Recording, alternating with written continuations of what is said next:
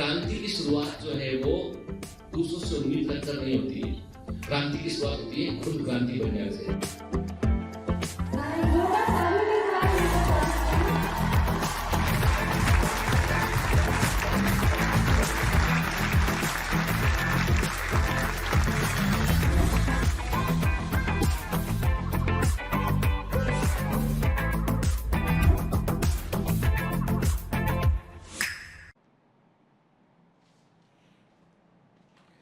Hello commanders, welcome to Biomentors classes online. I am doctor Jitendra Singh. तो चलिए बेटा, morphology of flowering plants में हम आगे बढ़ते हैं। तो अभी तक क्या क्या देख चुके हैं हम? अभी तक हम देख चुके हैं रूट की मॉर्फोलॉजी को देख चुके हैं हम, स्टेम की मॉर्फोलॉजी को देख चुके हैं हम, लीफ की मॉर्फोलॉजी को देख चुके हैं हम, और पिछली क्लास में हमने बात की थी बेटा इन्फ्लोरेसेंस के बारे में कि इन्फ्लोरेसेंस क्या होता है, इन्फ्रुक्टिसेंस क्या होता है, रैकिस क्या होता है, पेडंकल का मतलब क्या होता है, पेडिसेल ऑफ द फ्लावर का मतलब क्या होता है, रेसिमोज इन्फ्लोरेसेंस क्या होता है, साइमोज इन्फ्लोरेसेंस क्या होता है, फिर मोनोपोडियल ग्रोथ का मतलब क्या होता है, सिम्पोडियल ग्रोथ का मतलब क्या होता है।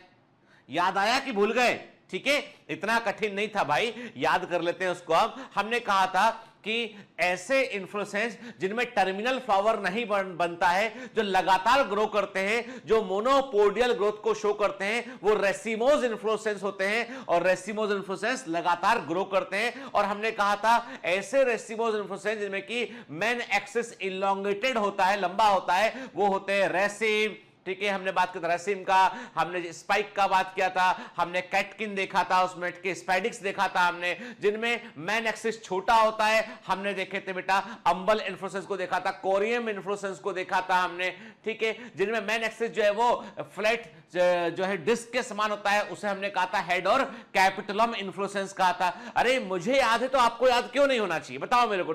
मैं तो डॉक्टर आदमी हूं, मैं तो डायबिटीज का पेशेंट देखता हूं, मेरे को तो कोई वास्ता भी नहीं इससे कि कोई एग्जाम देना हो, मेरे को कुछ करना हो या इन्फ्लोरेसेंस से मेरा काम कुछ चलता हो, लेकिन मुझे याद है। और अभी याद नहीं किया मैंने, मुझे बहुत पहले से याद है। समझ गए ना? अपने मेडिकल एंट्रेंस के टाइम से याद है मुझे।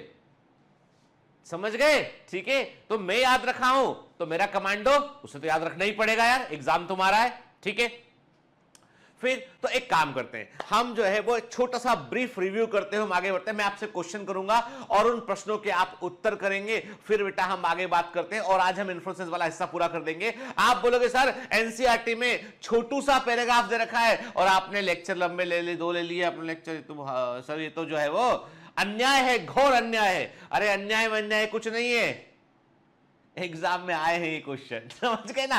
ये अन्याय नहीं है, ये प्रश्न एग्जाम में आए हैं, इसलिए बनना चाहिए हमको। क्लियर? ठीक है, तो ये ऐसा मत सोचा करो भाई कि कुछ अन्याय कर रहे हैं। तो चलो कंटिन्यू करते हुए इसमें। तो आई हैव फ्यू क्वेश्चंस, ठीक है ना? कुछ क्वेश्चन ये किसी ने पूछा, सर ये जो दिखाते हैं आप पीछे, ये बाद में जो चिंपैंजी सिर खुजाता हुआ, ये आप है कि हम है? क्वेश्चन मार्क लगाए। क्वेश्चन आप हमसे कर रही है भैया, ये ना तुम है ना मैं है, हम दोनों नहीं है, ये हमारे पूर्वज है। समझ गए ना? चलो ठीक है ना? कॉमन एंसेस्टर की बात करें तो सबसे पहले आपको बताना है कि आपको किस तरह के इन्फ्लोरेसेंस में सिम्पोडियल ग्रोथ देखने मिलती है।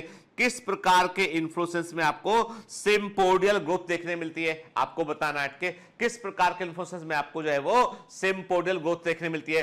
ठीक है, आपको बताना है what is the name of the inflorescence found in wheat, के गेहूं में मिलने वाले इन्फ्लोरेसेंस का नाम क्या होता है। कि what is the name of inflorescence, inflorescence जो है गेहूं में मिलने वाले इन्फ्लोरेसेंस का नाम क्या होता है, ये आप मेरे को बतलाएंगे आप। ठीक है, क्लियर है ना?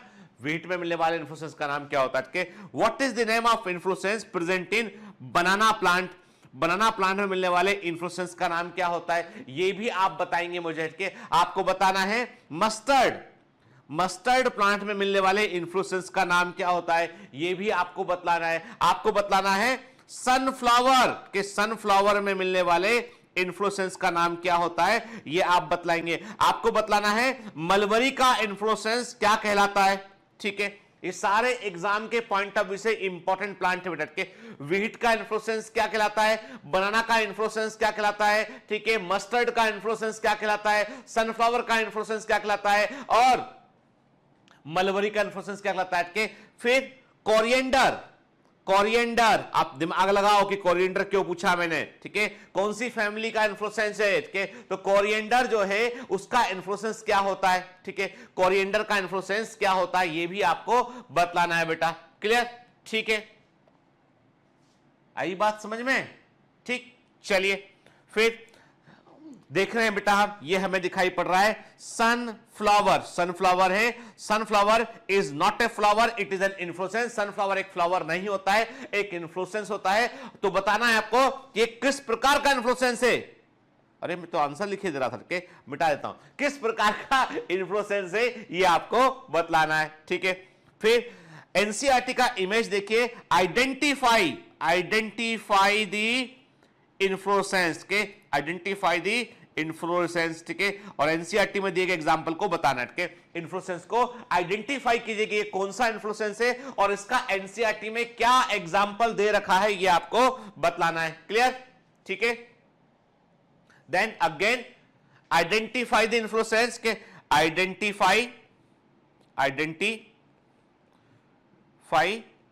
द इन्फ्लोरेसेंस,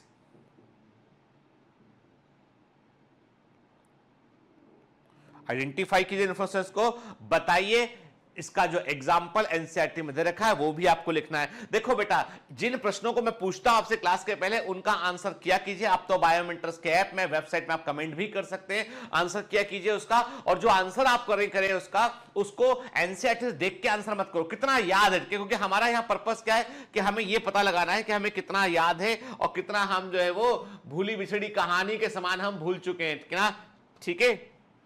भूल गया सब कुछ, याद नहीं अब कुछ, ठीक है। बाकी आगे खत्म गाना, आगे गाना खत्म, ठीक है, इतना ही गाना बस। तो ऐसा नहीं होना चाहिए, ठीक है। तो भूली बिसरी यादें नहीं होना चाहिए, तो ये आपको याद रहना चाहिए कल पढ़ाई कि क्या आंसर इसका होगा, ठीक है। चलिए फिर पहचानिए, पहचान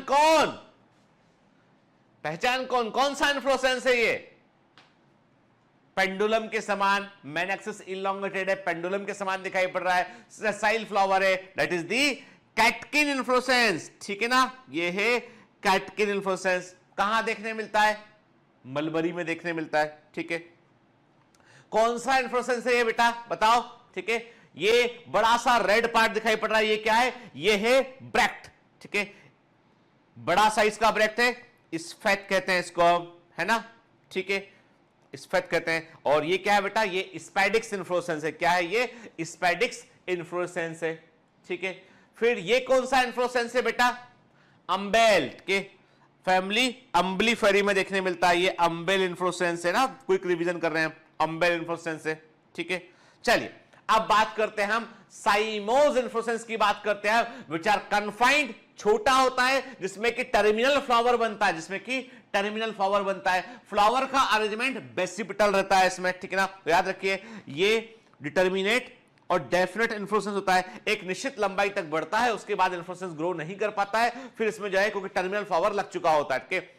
each peduncle is consumed in terminal flower, के हर पेडनकल का मतलब स्टेम का वो हिस्सा जिस पर इन्फ्लोरेसेंस जुड़ा होता है उसे पेडनकल कहते हैं, और जो स्टेम का हिस्सा इन्फ्लोरेसेंस के अंदर होता है उसे रैकिस कहते हैं। याद है ना, पिछली क्लास में मैंने अंतर बतलाया था, क्लियर। फिर the subsequent flower arises from the base of older one, के अरे देखो ये स्टेम ग्रो किया, यहां फ्लावर बन गया, ठीक है, इसके बेस से अगला फ्लावर निकला, ठीक है, इसके बेस से अगला फ्लावर निकला, ये तो ऐसा होता है। तो क्या होता है बेटा कि हमेशा जो नया फ्लावर है वो पुराने फ्लावर के बेस से ब्रांच निकलती, वहां से निकलता है, तो हम बोलते हैं कि बेसिपिटल मैनर है, फ्लावर का अरेंजमेंट बेसिपिटल मैनर में होता है, वेरी वेरी के। तो मतलब यंगर फ्लावर जो है वो बेसल पोजीशन में होता है और ओल्डर फ्लावर जो है वो एपेक्स की तरफ होता है, ठीक है, टॉप पोजीशन में होता है, वो सबसे ऊपर होता है वो, ठीक है ना, क्लियर। तो याद रखना बेटा, एक्रोपिटल मैनर में फ्लावर का अरेंजमेंट देखने मिलता है रेसिमोस इन्फ्लोरेसेंस में, और बेसिपिटल मैनर में देखने मिलता है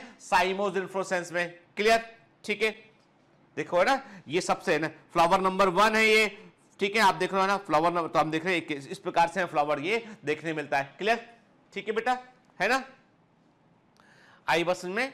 चलो, और इसके भी अब देखो क्या होता है, साइमोज इन्फ्लोरेसेंस के भी कई टाइप होते हैं। अब आप कोई भी एमसीक्यू बुक को उठाकर देखेंगे, आप कोई भी आप रेफरेंस बुक को देखेंगे, तो साइमोज इन्फ्लोरेसेंस में उन्होंने जो है मोनोचेजियल काइम के, बाईचेजियल काइम के, पॉलीचेजियल काइम, बहुत सारे टाइप दे रखे हैं यहाँ पे इन्होंने। वो हमको नहीं पढ़ना है क्योंकि हमारे सिलेबस में नहीं है उनके, तो हम अभी उसमें नहीं जाएंगे उनके, बस केवल समझने के पॉइंट ऑफ व्यू, ताकि कोई हमें एमसीक्यू दिखाई पड़े तो हम कम से कम आइडेंटिफाई तो कर लेंगे पूछ क्या रहा है, तो थोड़ा सा देख लेते हैं, but it is not very important बेटा। तो मोनोचेजियल काइम में मतलब है कि एक सिंगल ब्रांचिंग होती हुई आपको दिखाई पड़ेगी। जब दो ब्रांचिंग होती दिखाई पड़ेंगी आपको, तो हम डाइचेजियल काइम बोलते हैं उसे हम, ठीक है ना, क्लियर।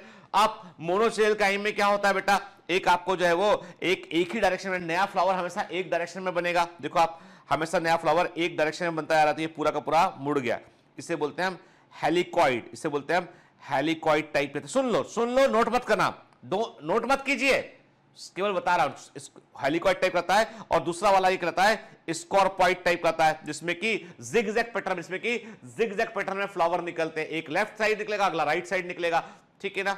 ये मोनोचेजियल काइम के दो टाइप होते हैं, हेलिकॉइड और स्कॉर्पॉइड टाइप के। ये सब पहले, ये सारा कुछ पहले आता था बेटा जिपमर में, पहले इसको जिपमर में पूछते थे, ठीक है। कभी कभी एम्स में आ जाया करता था ऐड के, अब लेकिन चूंकि अब हमारे काम जिपमर नहीं होता है, एम्स नहीं होता, तो ये हमारे काम का उतना नहीं रहा है, ठीक है ना, क्लियर। तो हेलिकॉइड टाइप और तो सुन लो, कोई पूछ रहे आपसे कि भैया हेलिकॉइड और स्कॉर्पॉइड टाइप के इन्फ्लोरेसेंस का संबंध किससे है, रेसिमोस से कि साइमोस से, तो ये तो पता होना चाहिए ना कि ये साइमोस इन्फ्लोरेसेंस के टाइप है, ठीक है ना। फिर पॉलीचेजियल काइम की बात करें, हम देख रहे हैं कैलोट्रोपिस के अंदर देखने मिलता है हमें, बड़ी कई सारी ब्रांचेस निकली हुई दिखाई पड़ती है हमें। देखिए ना आप कि जो एक फ्लावर के बेस से कई सारे फ्लावर का निकल रहा है, गुच्छा निकल रहा है, वो कैलोट्रोपिस में देखने मिलता है हमको, पॉलीचेजियल काइम, ठीक है ना।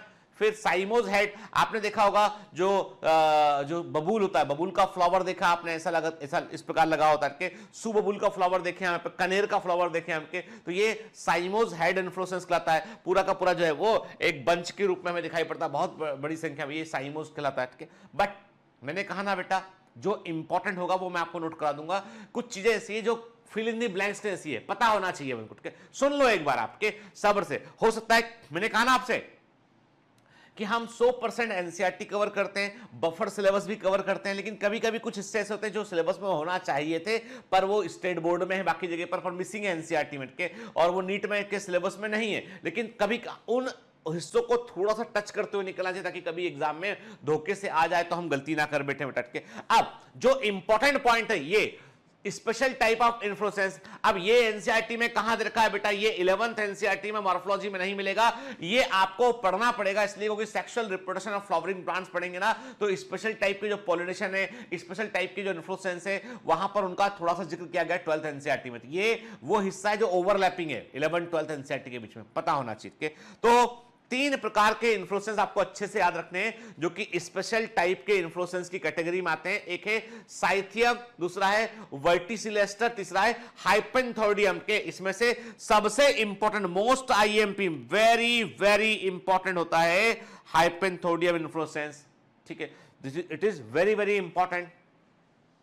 साइथियम, वर्टिसिलेस्टर और हाइपेंथोडियम। साइथियम की बात करें तो याद रखिएगा, साइथियम टाइप का इन्फ्लोरेसेंस एक परिवार में देखने मिलता है, एक फैमिली में देखने मिलता है, उसका नाम है family Euphorbiaceae. Very very important, MCQ है, एग्जाम में ऑलरेडी पहले पूछा गया बेटा, तो फैमिली यूफोरबेसी का कैरेक्टरिस्टिक इन्फ्लोरेसेंस होता है साइथियम। जैसे कि पता है ना आपको कि फैमिली अम्बलीफेरी का कैरेक्टरिस्टिक इन्फ्लोरेसेंस होता है अम्बेल, तो यहां पर हमको साइथियम देखने मिलता है यूफोरबेसी के। इसमें क्या होता है, 5 फ्यूज्ड इनवॉल्यूकर फॉर्म एक कप शेप स्ट्रक्चर, मतलब जो ब्रेक्ट जैसे बड़े हिस्से होते हैं, जो रिंग, ब्रेक्ट की रिंग, याद रखिए। इनवॉल्यूकर क्या होता है, ब्रेक्ट मतलब जो इन्फ्लोरेसेंस के नीचे एक लीफ लगी होती है, उसे ब्रेक्ट बोलते हैं। ब्रेक्ट की रिंग को हम इनवॉल्यूकर कहते हैं। तो ऐसी रिंग जो है 5 रिंग फ्यूज करती है और एक कप के साथ स्ट्रक्चर आती है, ठीक है। और उसमें जो है वो बीचों बीच एक बड़ा सा फीमेल फ्लावर होता है, एक लार्ज फीमेल, और इस फीमेल फ्लावर के चारों तरफ जो है बड़ी संख्या में मेल फ्लावर होते हैं, ठीक है।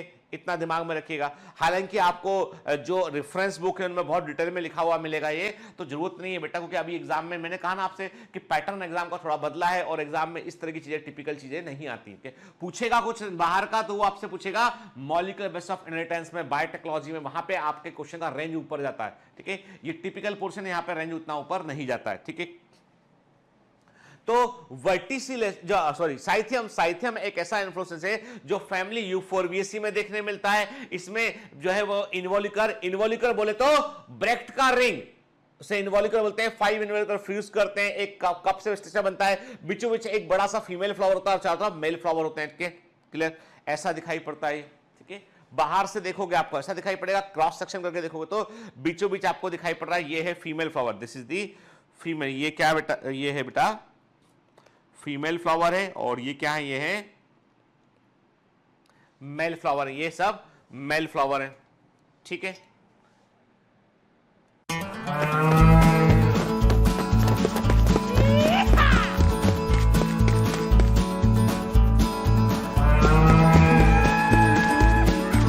Hi, sorry to disturb you in between lecture. But it's important to inform you. You should download Biomentors app from Google Play Store.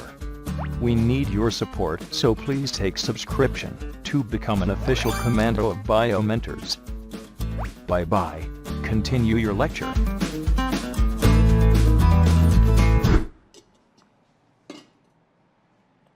ठीक है बेटा, फीमेल फ्लावर, मेल फ्लावर, ठीक है ना, क्लियर। तो ये हमने क्या देखा बेटा, ये हमने बात की आपसे कि ये है आपका साइथियम इन्फ्लोरेसेंस के।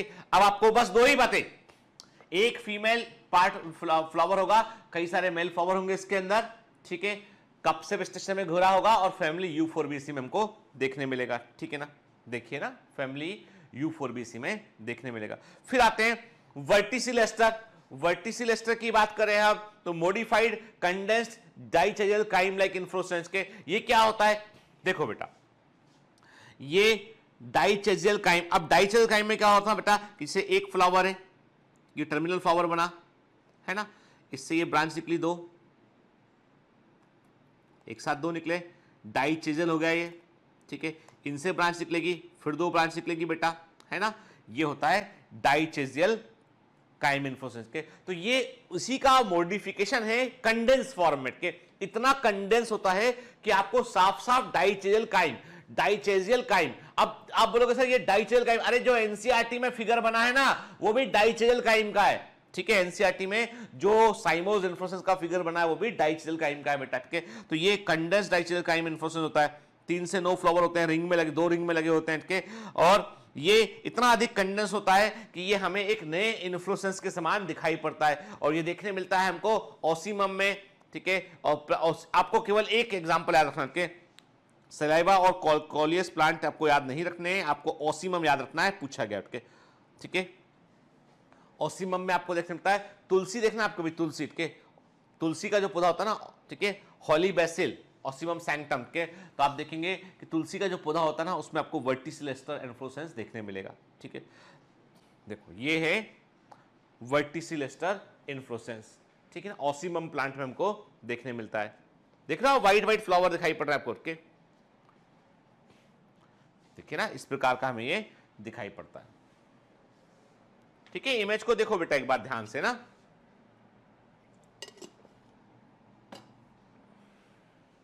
क्लियर। अब आते हैं सबसे इंपॉर्टेंट है, वो है हाइपेंथोडियम इन्फ्लोरेसेंस के। ये बहुत इंपॉर्टेंट है बेटा, और ये इकोलॉजी में भी इसके बारे में दे रखा है, sexual reproduction of flowering plant chapter के अंदर भी इसके बारे में दे रखा है। ठीक है ना, तो ये बड़ा इंपॉर्टेंट इन्फ्लोरेसेंस है इसके। अब देखो इसमें जो रिसेप्टिकल है, अब रिसेप्टिकल क्या होता है बेटा, फ्लावर का वो हिस्सा है ना, इन्फ्लोरेसेंस का वो हिस्सा जहां पर फ्लावर, इन्फ्लोरेसेंस का वो हिस्सा जहां पर फ्लावर जुड़े होते हैं, वो रिसेप्टिकल कहलाता है। तो रिसेप्टिकल जो होता है वो पियर शेप का होता है, नाशपाती के शेप का होता है। कंटेंट से होलो सेंट्रल कैविटी, बीच में एक कैविटी होती है जिसमें फ्लावर लगे होते हैं, और एक ओपनिंग होती है जहां पर कुछ हेयर्स होते हैं, इस ओपनिंग को ऑस्टियोल बोलते हैं। याद रखिएगा, ये आपको फिग में इस तरह का इन्फ्लोरेसेंस आपको फिग में देखने मिलता है। और फिग की खास बात क्या है, फिग की खास बात यह है कि फिग में केवल एक इंसेक्ट इंटर करता है, वो है फिग वास्प के। फिग वास्प एक ऐसा इंसेक्ट है जिसका साइंटिफिक नेम है ब्लास्टोफेगा इंसेक्ट, ब्लास्टोफेगा इंसेक्ट के। तो ये फिग वास्प या ब्लास्टोफेगा इंसेक्ट जो है फिग में इंटर करता है इस ओपनिंग से, ऑस्टियोल सेट के। और ऑस्टियोल में हेयर होते हैं, अंदर तो इंटर कर जाता है, पर हेयर का डायरेक्शन ऐसा होता है कि कीड़ा बाहर नहीं निकल पाता। एक बार अंदर जाने के बाद इंसेक्ट अंदर जाता है, अंदर जाके अपने अंडे देता है। सोचिए, जो लोग अंजीर खाते हैं ना, तो कभी नेट गूगल कीजिएगा, लोगों के बाको बड़ा कंफ्यूजन है कि अंजीर वेज बोले कि नॉन वेज बोले। आप बोलोगे सर पेड़ से मिलता है, वेज होना चाहिए। साइंटिस्ट कहते हैं कि यदि आप अंजीर का एनालिसिस करें, आप फिग को देखें आप, तो आपको फिग जो है, फिग के अंदर एक इंसेक्ट के बहुत सारे लार्वा, मरे हुए लार्वा, और जो एडल्ट इंसेक्ट है वो मर चुका होता है, डिसॉल्व हो चुकी होती है उसकी बॉडी, वो सब अंजीर के अंदर होता है। यानी अंजीर अपने आप में एक घर होता है पूरा, जिसमें फिग रहता है। फिग वास्प होता है, ब्लास्टोफेगा इंसेक्ट रहता है। होता क्या है कि जो फिग वास्प है, जब इसको जो है रिप्रोड्यूस करना, अंडे देना होता है, रिप्रोड्यूस करना होता है, तो ये फिग के अंदर इंटर करता है। इंटर करने के बाद जो है वो फ्लावर खाता है उसके, और वहां पर अपने अंडे देता है वहां पे, और उन अंडों से बच्चे निकलते हैं। और जो एडल्ट फिग है वो अंदर जाकर डिसॉल्व कर खत्म हो जाता है, वो बाहर निकल नहीं पाता, मर जाता है, अंदर ही वो खत्म हो जाता है। फिर उनसे लार्वा से अंडे से बाहर निकलते हैं, और फिर तब तक ये फिग जो अंजीर है पक चुका होता है पूरा, और ओपनिंग बड़ा हो गया होता है। फिर ये जो अंदर जो नए फिग वास्प बने होते हैं, ये अंदर से बाहर निकल जाते हैं, क्योंकि वो मैच्योर, तब तक जो है वो फिग मैच्योर हो चुका होता है, और वो उसका जो ओपनिंग है वहां के हेयर सूख चुके होते हैं, तो ओपनिंग क्लियर हो चुका होता है, तो वो बाहर निकल जाते हैं। ऐसे रिप्रोडक्शन का हिस्सा होता है। तो यदि अंजीर में चूंकि एक इंसेक्ट अंदर ऑलरेडी मर चुका होता है, बाकी जो इतने अंडे होते हैं, उन अंडों से लार्वा निकलता है, उनसे इंसेक्ट बनता है, तो वो सारे के सारे मैच्योर नहीं हो पाते, कई उसमें मर भी जाते हैं अंदर उसमें के। तो इसलिए कई लोग कंफ्यूज होते हैं कि अंजीर को खाना चाहिए या नहीं खाना चाहिए। ठीक है, आप पूछिएगा कभी, अंजीर जो है ना, कभी जो है लोग पूजा पाठ में कभी अंजीर नहीं चढ़ाते लोग, इसीलिए। ठीक है, बहुत मतलब ये, और उसको लेके बड़ी कंट्रोवर्सी है। आप गूगल भी करेंगे तो यूट्यूब पे कई वीडियो आपको इस तरह के मिल जाएंगे। चलिए, के टाइम खराब मत कीजिएगा, लेकिन जो बता रहा हूं वही सही है। ठीक है, तो सभी के इंटरेस्ट में। तो अभी देखो, अभी मैंने क्या कहा आपसे कि रिसेप्टिकल जो है वो एक गोल फुटबॉल के साथ गोला बन जाता है, पियर के समान, और उसमें एक ओपनिंग होती है वहां से। अब उसके अंदर उसकी कैविटी में फ्लावर पाए जाते हैं। The hollow cavity bear many male flowers at the ostial side के, जहां पर ओपनिंग होती है वहां पे कई सारे मेल फ्लावर होते हैं। ठीक है, और जो बेसल साइड निचले हिस्से में फीमेल फ्लावर होते हैं इनके, और दोनों टाइप मेल और फीमेल फ्लावर के बीच में कुछ फ्लावर ऐसे होते हैं जहां पर जो ना मेल होते हैं ना फीमेल होते हैं, बेसिकली स्ट्राइल फीमेल फ्लावर होते हैं, जो रिप्रोडक्शन में भाग नहीं लेते हैं, उन्हें गाल फ्लावर बोलते हैं उन्हें हम। ठीक है, और यही वह जगह होती है जहां पर इंसेक्ट अपने अंडे देता है। ठीक है, साथ में पॉलिनेशन में हेल्प करता है। याद रखिए, यदि कोई दवा को छिड़क दें यदि हम कोई दवा ऐसी छिड़क दें जिससे सारे फिग वास्प मर जाएं, यदि कोई दवा हम ऐसी छिड़क दें कि जिससे सारे फिग वास्प मर जाएं, तो फिग का प्लांट भी नहीं बचेगा। फिग प्लांट नहीं बचेगा। और आपको पता है, ट्रॉपिकल रेन फॉरेस्ट में, उष्णकटिबंधीय वर्षा वनों में फिग जो है वो की स्टोन स्पीसीज है। फिग इज ए की स्टोन स्पीसीज। मतलब की स्टोन स्पीसीज का मतलब होता है बेटा, फिग इज ए की स्टोन स्पीसीज, इसका मतलब होता है एक ऐसी प्रजाति जिसको हटा देने पर वहां का इन्वायरमेंट सीवियरली अफेक्टेड कर जाएगा। रेनी सीजन में जो एनिमल्स होते हैं उनके खाने का एकमात्र बड़ा सोर्स जो है वो फिग होता है, और फिग जो अंजीर होते हैं, और अंजीर वहां पे जीवन प्रदान करते हैं, लाइफ को बनाए रखने में हेल्प करते हैं। तो फिग जो है वो बड़ा इंपॉर्टेंट प्लांट होता है ट्रॉपिकल रेन फॉरेस्ट का। तो फिग वास्प मर गया तो फिग का प्लांट अपने आप मर जाएगा और रिप्रोड्यूस ही नहीं कर पाएगा। ठीक है, एग्जाम्पल है फाइकस स्पीसीज, पीपल, फिग और बनियान के। आपने कभी आपने खिला हुआ पीपल का फ्लावर नहीं देखा होगा, कभी आपने बरगद का फ्लावर नहीं देखा होगा, कभी आपने फिग का फ्लावर, अंजीर का फ्लावर नहीं देखा होगा, क्योंकि ये फ्लावर अंदर होते हैं, ये रिसेप्टिकल के अंदर पाए जाने वाले फ्लावर होते हैं। देखिए, आपको ये दिखाई पड़ेगा अंजीर में, देख रहे हैं आप, फिग है ये, फ्लावर ये नहीं है। फ्लावर हम इसको फल समझ रहे हैं, वो भी गलती है हमारी। ये फल भी नहीं है इसके, ये रिसेप्टिकल है पूरा के, और इसके अंदर फ्लावर प्रेजेंट, इसके अंदर फ्लावर प्रेजेंट होते हैं। ठीक है, ये इसमें ओपनिंग दिखाई पड़ रही है हमें, दिस इज द ओपनिंग, ये ओपनिंग है ऑस्टियोल, ये इसमें ओपनिंग है ऑस्टियोल। ठीक है, क्लियर, दिख रहे हैं। अब देखो अंदर का व्यू देखते हैं, इसका हम डायग्राम देखते हैं कि आपको दिखाई पड़ रहा है इसमें। ऑस्टियोल देखिए बेटा, ऑस्टियोल इज द ओपनिंग, देखो ऑस्टियोल इज द ओपनिंग, फिर मेल फ्लावर, फीमेल फ्लावर, बीच में गाल फ्लावर होंगे इसमें बेटा, जो कि स्टाइल फ्लावर होते हैं, है ना। ये हमको फिग के अंदर देखने मिलता है, देखिए ना। ये ऑस्टियोल है बेटा, ओपनिंग ये ऑस्टियोल है, ओपनिंग है ये ऑस्टियोल, है ना, ठीक है। फिर अंदर कैविटी है, कैविटी में आपको मेल फ्लावर, देन गाल फ्लावर, देन फीमेल फ्लावर। गाल flower is the style flower के 3 तरह के फ्लावर हमको फाइकस के अंदर देखने मिलते हैं। ये है हाइपेंथोडियम इन्फ्लोरेसेंस। क्या होता है बेटा ये? हाइपेंथोडियम इन्फ्लोरेसेंस होता है, ठीक है, समझ गए बात को? क्लियर? चलिए अब कुछ इंपॉर्टेंट पॉइंट नोट कर लेते हैं, जैसे कि when flowers are developed on old stem, जब पुराने तने पर फ्लावर का विकास होता है, when flowers are developed on old stem, जब पुराने तने पर फ्लावर का विकास होता है, इस कंडीशन को हम बोलते हैं कॉलीफ्लोरी। क्या बोलते हैं इसको हम? कॉलीफ्लोरी के। तो कॉलीफ्लोरी का मतलब क्या है बेटा? यानी जब ओल्ड स्टेम पर फ्लावर का विकास होगा उस कंडीशन को हम कॉलीफ्लोरी कहते हैं। Then what is the meaning of anthology और anthotaxis? Study of arrangement of flower on the peduncle और फ्लावर एक्सिस के। देखो बेटा, जो पेडंकल है, फ्लावर एक्सिस पर जो फ्लावर का अरेंजमेंट है उसकी स्टडी करने को हम एंथोलॉजी कहते हैं या एंथोटैक्सिस कहते हैं उसको हम। ऐसे कौन से देखो कॉमन क्वेश्चन है, it is a common question, AIPMT में पूछा गया कॉमन क्वेश्चन है कि कौन से इन्फ्लोरेसेंस एडिबल होते हैं, यानी ऐसे कौन से पुष्पक्रम में इन्फ्लोरेसेंस इनको हम खा लेते हैं बेटा। तो हाइपेंथोडियम फिग, अंजीर लोग खाते हैं, कई लोग खाते हैं अंजीर, मैं भी अंजीर खाता हूं। आप बोलेंगे सर वेज है कि नॉन वेज है, आपने हमको कंफ्यूजन में डाल दिया है, पर मैं भी अंजीर खाता हूं, ड्राइड अंजीर, सूखा अंजीर जो होता है, बहुत दिनों से खा रहे खाते हैं। अब बीच में वीडियो देखा, लगा नॉन वेज, वेज, कीड़ा, बहुत सारी कल्पना की, लेकिन समझ में आया अरे कब से तो खा रहे हैं, छोड़ो अलग, कहां दिमाग लगाना है इसमें के। तो कई लोग खाते हैं, तो अंजीर जो है वो क्या है? वो हाइपेंथोडियम इन्फ्लोरेसेंस के। आप सब जो है वो फूल गोभी खाते हो, कॉलीफ्लावर, फूल गोभी, वो भी एक इन्फ्लोरेसेंस है। कौन सा इन्फ्लोरेसेंस है? वो कोरिम्ब है, वो कोरिम इन्फ्लोरेसेंस है के। हम सब लोग मक्के का भुट्टा खाते हैं, वो स्पेडिक्स इन्फ्लोरेसेंस है, ठीक है। कई लोग मलबरी खाते हैं, वो क्या है? वो कैटकिन इन्फ्लोरेसेंस है, शहतूत बोलते हैं मलबरी, है ना। तो ये क्या है बेटा? इंपॉर्टेंट है, याद कर लेना, दिमाग में डाल लेना। एडिबल इन्फ्लोरेसेंस है hypanthodium of fig, कोरिम्ब of cauliflower, spadix of मेज एंड कैटकिन इन मलबरी, ठीक है, क्लियर? देखिए आप है ना, गोभी देख रहे हैं आप पे, ये क्या बेटा? ये कोरिम इन कॉलीफ्लावर, ये भी एक इन्फ्लोरेसेंस। अच्छा बताओ, जो फूल गोभी खाते हैं आप, जो कॉलीफ्लावर खाते हैं, फूल गोभी खाते हैं, वो क्या है? वो इन्फ्लोरेसेंस है। और जो पत्ता गोभी खाते हैं आप, केबेज खाते हैं, वो क्या है बेटा? वो बर्ड है, केबेज इज ए बर्ड, ठीक है। फिर what is the meaning of involucre? मैंने आपको बताया एक रिंग होता है जो ब्रैकेट से बना होता है, उसे हम इनवॉल्यूकर कहते हैं। और ये आपको किस तरह के इन्फ्लोरेसेंस में देखने मिलता है? आपको अम्बेल में देखने मिलता है, साइथियम में देखने मिलता है, और हेड और कैपिटलम इन्फ्लोरेसेंस में देखने मिलता है। तो ये इनवॉल्यूकर किन इन्फ्लोरेसेंस में? देखो बेटा, ये एग्जाम के क्वेश्चन है जिनको मैंने पॉइंट में कन्वर्ट करके आपको बता रहा हूं, clear?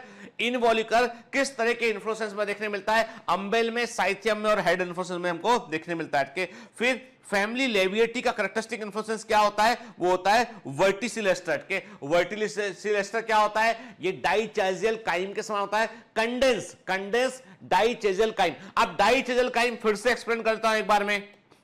Cymose inflorescence, terminal flower लग गया, 2 ब्रांच निकली यहां से, डाइचेजियल कहलाएगा। एक निकलती मोनोचेजियल बोलते हैं इसको।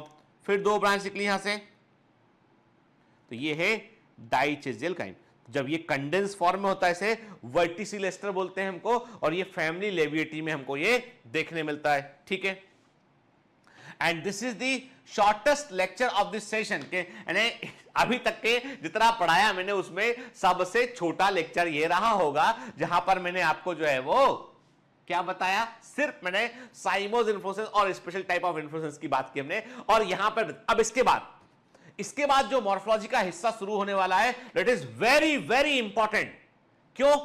एग्जाम में जब भी मॉर्फोलॉजी से क्वेश्चन पूछे जाते हैं ना, तो मोस्ट ऑफ द क्वेश्चन जो है, जो हम अगला हिस्सा पढ़ने वाले वहां से आते हैं, और वही है वो हिस्सा है जिसके आधार पर हम sexual reproduction of flowering plant को पढ़ पाएंगे, समझ पाएंगे बेटा, ठीक है ना। कई बच्चों को लगता है सर आप 12th के टॉपिक के नाम लेते हैं, ये तो 11th का टॉपिक है। मैंने पहले भी कहा है कि Biomentors is not A classes for 11th class और 12th क्लास के लिए नहीं है। वो आप पढ़ोगे आपका अच्छा होगा, इस बार बहुत सारे बच्चों ने बताया कि सर 12th में ये परसेंटेज आया, हमारा ये नंबर आया, और हम लोगों ने ज्यादा तवज्जो भी नहीं दी। ज्यादा हमने बच्चों ने बताया सर हमारे इतने परसेंटाइल आया, ये हमारा नंबर आया, ये हमारा ग्रेड आया। ठीक है, अच्छी बात है, बहुत अच्छी बात है बेटा, वी अप्रिशिएट योर एफर्ट। लेकिन हम आपकी तारीफ तब करेंगे जब आप नीट को निकालकर मेडिकल कॉलेज में एडमिशन ले लेंगे, तभी मानेंगे हम। बाकी इसके अलावा हम किसी चीज को ज्यादा नहीं मानते हैं। ठीक है,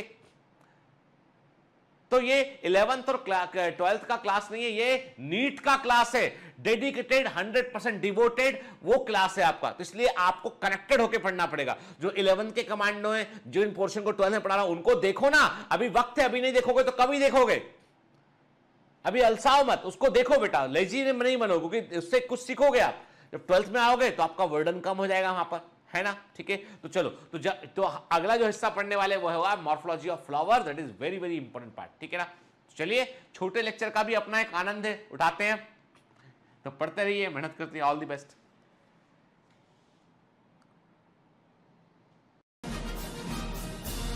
Hi.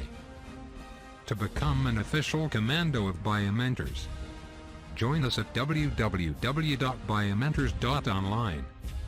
Here you can solve daily practice papers, an online test. You can download performance enhancement sheets. You can track your progress. You can interact with other fellow commandos. Join us and prepare yourself. It's a commando training for your success. Download Biomentors online app from Google Play Store.